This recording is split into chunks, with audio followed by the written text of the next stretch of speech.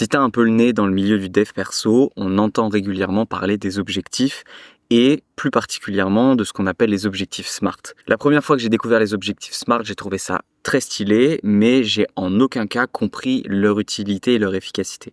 La manière dont on me les avait expliqués manquait de quelques détails qui faisaient toute la différence. Pour être honnête avec toi, la distinction que j'ai captée, elle date d'hier soir. C'était assez drôle de voir que je pouvais être en train de m'endormir et d'un coup avoir une idée de génie sur finalement, ah ça y est, j'ai compris un détail en plus sur ce que sont réellement les objectifs SMART. Donc, les objectifs SMART, c'est un acronyme pour S qui veut dire spécifique. Le premier élément, c'est on veut que tu te concentres sur un élément particulier. On veut pas que ce soit global, on veut pas que ce soit je veux améliorer ma vie, on veut pas que ce soit je veux grandir, je veux progresser, on veut que ce soit spécifique. Sur quel domaine, sur quoi en particulier? Quel est l'élément que tu veux atteindre? Par exemple, est-ce que c'est plus dans le sport, dans la santé, dans ton couple, dans ta famille? Est-ce que c'est plus dans ta communication? Est-ce que c'est plus dans ta gestion des émotions? Dans quoi est-ce que tu veux progresser? C'est quoi l'objectif que tu veux atteindre? Ensuite, le M, c'est pour mesurable. On veut pouvoir définir un objectif qui est quantifiable. Et il y a plein d'éléments pour lesquels on pourrait dire, en fait, c'est pas mesurable. Mais c'est là où, du coup, déjà, va y avoir une première grosse différence entre des personnes qui vont atteindre leurs objectifs et d'autres qui ne vont pas atteindre leurs objectifs. Par exemple, quelqu'un qui va te dire, j'ai envie d'améliorer ma confiance en moi. On va dire, mais tu peux pas mesurer ta confiance en toi. Eh ben, détrompe-toi. En fait, ce que tu peux mesurer potentiellement, c'est des actions particulières que tu vas être capable de faire et qui, elles, vont démontrer à l'extérieur d'une confiance en soi intérieure. Par exemple, ça peut être tout bête, mais pour certaines personnes, dire bonjour ou au revoir ou bonne journée à quelqu'un dans l'ascenseur, ça peut être un challenge. Typiquement, un objectif à la journée ou à la semaine, pour quelqu'un qui a envie d'améliorer sa confiance en soi et qui part de quasiment zéro, va être de dire bonjour à quelqu'un dans l'ascenseur. Et peut-être que l'objectif final, ça va être le 25 décembre, quand tu auras toute ma famille, je veux pouvoir leur dire que je les aime. Je sais pas, quelque chose comme ça. Et donc, pour tout élément que tu as envie de faire progresser, ça va être plus ou moins évident,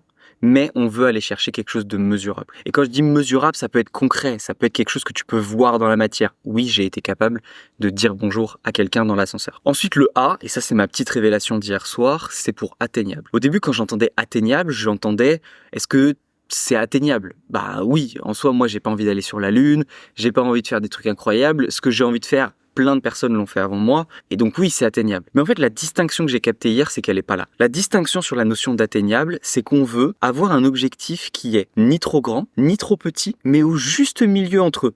Je sens que je peux le faire et en même temps, ça va me challenger, ça me fait peur, je sais pas trop comment je vais y arriver. Je te donne un exemple, je te donne deux exemples même. Premier exemple, j'aimerais un jour faire un Ironman. Sauf que aujourd'hui, pour moi, l'Ironman, ça me paraît trop loin. C'est impossible, il y a une partie de moi qui ne conçoit pas pouvoir réaliser un Ironman. Faire 4 km de nage, 180 km de vélo, un marathon, pour moi, c'est trop loin. Par contre, et ça c'est déjà un objectif à long terme, l'idée de faire un semi-Ironman, ça déjà me paraît beaucoup plus atteignable. Et pour autant, très challengeant, je sais pas comment je vais faire, je sais pas comment je vais y arriver, surtout que j'ai des blessures en ce moment, mais je sens que c'est réalisable pour moi. Deuxième exemple, cette chaîne YouTube. Je m'étais dit, qu'est-ce que j'ai envie de faire de cette chaîne YouTube? C'est quoi mon objectif? Et je m'étais dit, tiens, est-ce que j'ai envie de faire 1000 abonnés? 1000 abonnés, je trouve ça cool, je l'ai déjà fait. C'est pas ce qui m'excite le plus. Je trouve que le challenge d'aller vers les 1000 abonnés, il est pas hyper stimulant. Je dis pas que c'est facile, je dis pas que je vais y arriver, je dis juste que c'est pas ce qui me stimule le plus. De l'autre côté, on a 100 000 abonnés. 100 000 abonnés, ça me paraît trop loin, ça me paraît impossible, j'ai du mal à concevoir pouvoir avoir 100 000 abonnés. Et pour autant, c'est possible, il y en a plein qui y sont arrivés. Avec les réseaux sociaux, maintenant, on peut faire des trucs ouf, mais je sais pas, pour le moment, je le conçois pas. Et donc, du coup, je me suis dit, tiens, c'est évident, 10 000, ça me paraît ouf, et en même temps, ça me paraît suffisamment proche pour que je me dise, tiens, cette année, je peux l'atteindre. Ou en tout cas, je peux peut-être pas l'atteindre, mais je peux tout donner pour essayer de l'atteindre. Et cette distinction, pour moi, elle fait toute la différence. En fait, on veut pas quelque chose qui soit atteignable parce que oui, globalement, la majorité des choses que tu vas te fixer sont atteignables. Ce qu'on veut, c'est trouver quelque chose à la juste frontière entre je m'en crois capable et en même temps, ça me challenge, j'ai peur et je sais pas comment je vais y arriver. J'espère arriver à te transmettre la prise de conscience que j'ai eue parce qu'elle est vraiment folle. Le R, il est pour, en anglais, relevant. J'ai pas trop aimé les traductions en français, donc je le garde en anglais.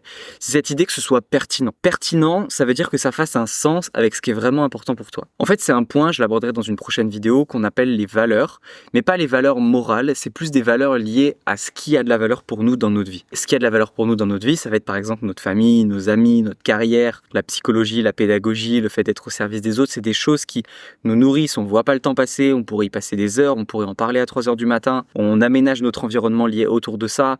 Bref, c'est ce qui nous nourrit, qui nous redonne de l'énergie, qui donne du sens à notre vie. Et en fait, ici, c'est juste une case à cocher. Est-ce que l'objectif que je me fixe, il est vraiment pertinent par rapport à ce qui est vraiment important pour moi? Parce qu'on fait tous cette erreur de se fixer des objectifs qui sont au final pas si importants que ça pour nous. Combien de personnes on voit sur les réseaux sociaux atteindre ça, avoir atteint ça, avoir fait tel voyage, avoir tel physique, monter telle entreprise, et on se dit en fait c'est ça que je veux. Mais en fait, la seule chose qu'on voit, c'est le résultat, la finalité, et ce que la finalité potentiellement apporte dans notre vie. Mais ça, c'est sûr et certain, si l'objectif que tu te fixes ne t'inspire pas, l'idée d'avancer jour après jour à l'atteinte de cet objectif, ça va être un calvaire, ça va être un enfer. Tu vas détester le process, tu vas être dans une recherche de gratification immédiate, tu vas repousser l'adversité, tu vas pas faire preuve de résilience, bref, tu vas péter un câble. Et donc quand je reprends mon objectif de YouTube, il fait sens sur plusieurs aspects.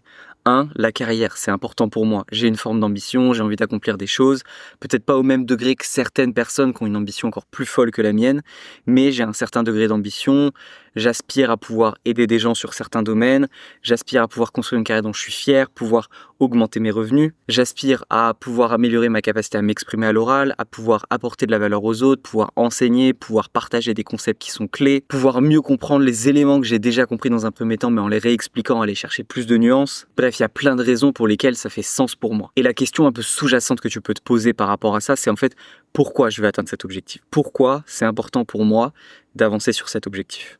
Et le T, c'est pour temporel. L'idée, c'est de se fixer une deadline. Quand est-ce que tu as envie que ce soit atteint? Par exemple, pour moi, YouTube, les 10 000 abonnés, l'idée, c'est de l'atteindre au 31 décembre 2025. Je ne sais pas ce que ça va donner, mais en tout cas, je vais tout faire pour. Et la distinction par rapport au temporel, c'est qu'on veut faire attention à ne pas se fixer un objectif qui est temporellement trop court, dû potentiellement au stress ou à l'adrénaline qu'on ressent.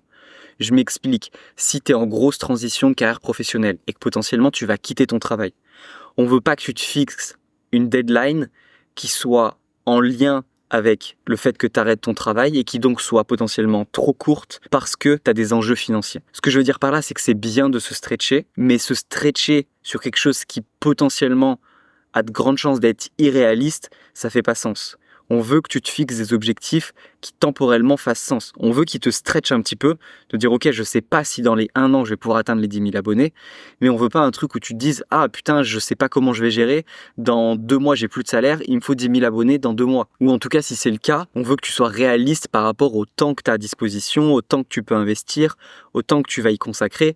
Mais si tu me dis j'ai encore en fait mon 35 heures pendant 2 mois, que à côté je vais aller m'entraîner, je veux voir ma copine, je veux voir mes potes, et du coup j'ai 1 heure par jour ou 2 heures max pour bosser sur mon business, bon, faut être réaliste aussi, encore une fois. Et peut-être que l'idée, c'est de réduire les choses que tu fais pendant ce laps de temps pour augmenter les chances d'atteindre ton objectif.